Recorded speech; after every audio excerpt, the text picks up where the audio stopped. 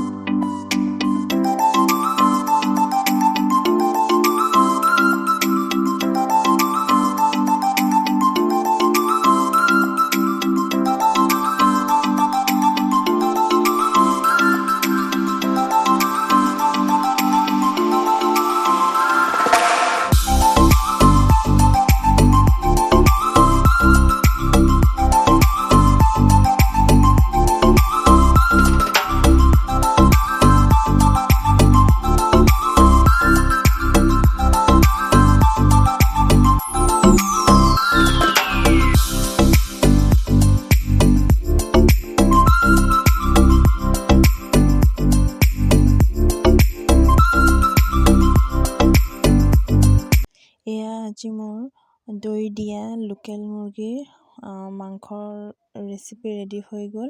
আৰু আজি যদি আপোনালোকে মোৰ এই ৰেচিপিটো চাই ভাল পালে তেনেহ'লে please like comment share and subscribe কৰিব, আৰু কাষতে থকা বেল আইকনটি প্ৰেছ কৰি দিব যাতে মোৰ আহিবলগীয়া নতুন নতুন ভিডিঅ'ৰ ন'টিফিকেশ্যনৰ আপডেট আপোনালোকে পাই থাকে।